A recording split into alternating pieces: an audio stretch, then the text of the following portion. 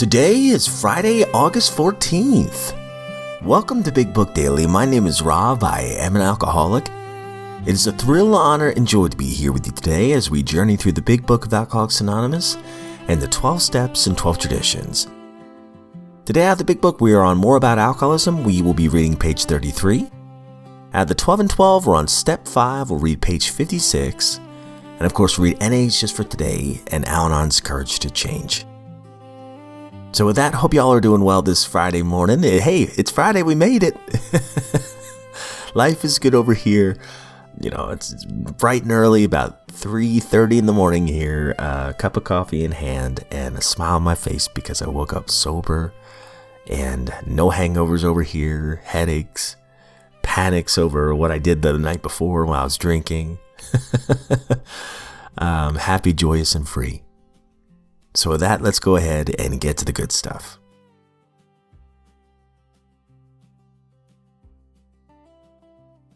All right, my friends. So if you recall from yesterday's reading out of More About Alcoholism, we talked briefly about this scenario of this man who had a problem drinking early on, quit for a while, and then when he was retired, he was like, you know what, I think I can drink now. And his disease had progressed even though he wasn't drinking to the point where he was dead within a few years.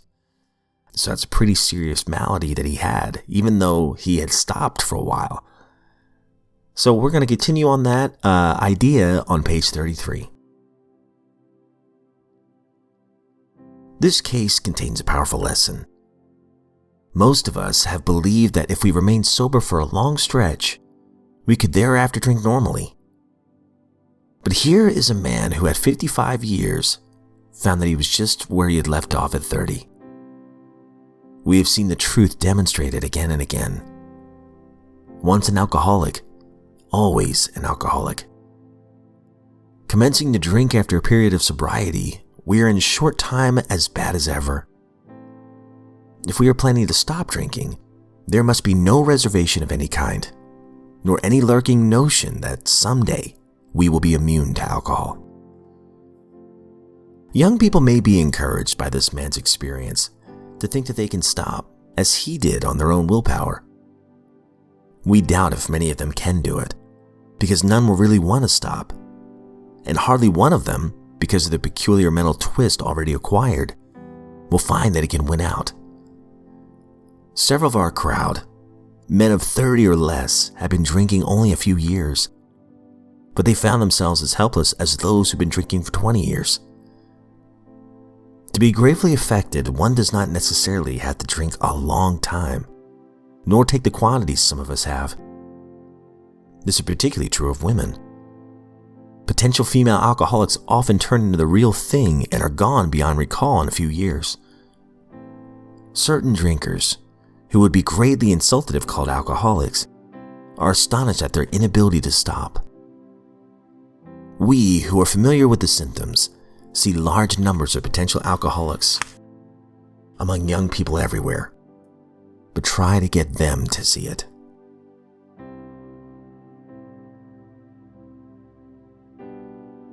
Out of the 12 and 12, we're on Step 5. Admit it to God, to ourselves, and to another human being the exact nature of our wrongs. And we're going to be talking about anxiety, and also we talked yesterday about how ashamed we are that we want to hold some of these secrets to the grave with us. So we'll expand on that on page 56. Yet if AA's experience means anything at all, this is not only unwise, but it is actually a perilous resolve. Few muddled attitudes have caused us more trouble than holding back on Step 5. Some people are unable to stay sober at all. Others will relapse periodically until they can really clean house. Even AA old-timers, sober for years, often pay dearly for skimping this step. They will tell how they tried to carry the load alone, how much they suffered of irritability, anxiety, remorse, and depression, and how, unconsciously seeking relief, they would sometimes accuse even their best friends of the very character defects they sometimes were trying to conceal. They always discovered that relief never came by confessing the sins of other people, everybody had to confess his own. This practice of admitting one's defects to another person is, of course, very ancient. It has been validated in every century, and it characterizes the lives of all spiritually centered and truly religious people. But today, religion is by no means the sole advocate of this saving principle. Psychiatrists and psychologists point out the deep need every human being has for practical insight and knowledge of his own personality flaws, and for a discussion of them with an understanding and trustworthy person. So far as alcoholics are concerned, AA would go even further. Most of us would declare that without a fearless admission of our defects to another human being, we would not stay sober. It seems plain that the grace of God will not enter to expel our destructive obsessions until we're willing to try this.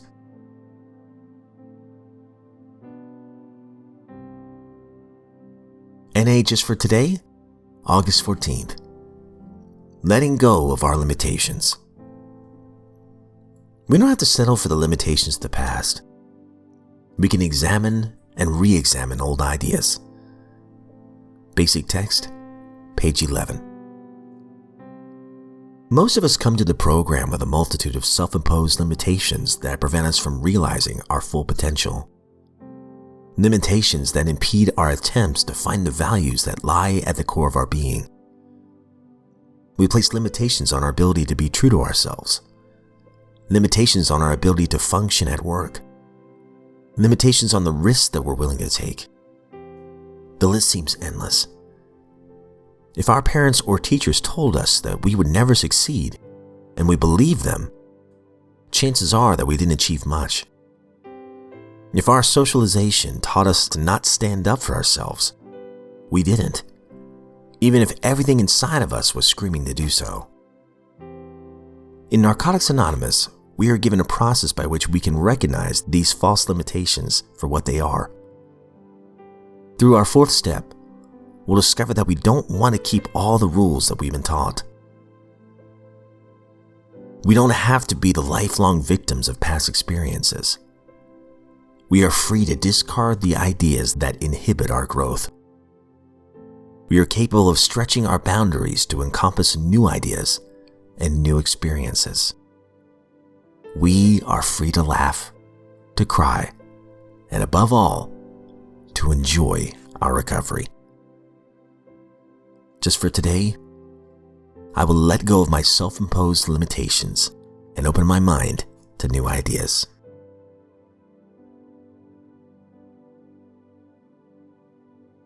Al-Anon's Courage to Change, August 14th.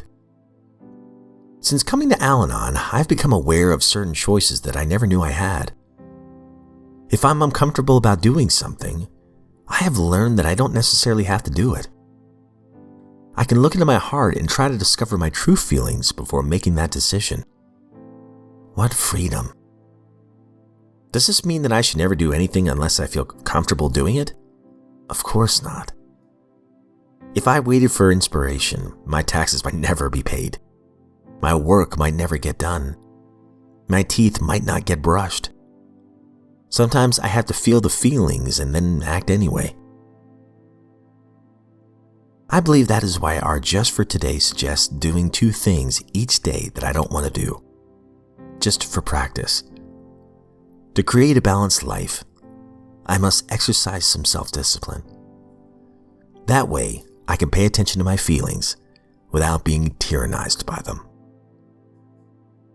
Today's reminder: today I will do something that is good for me, even if it feels uncomfortable. Self-discipline is self-caring. Quote by M. Scott Peck.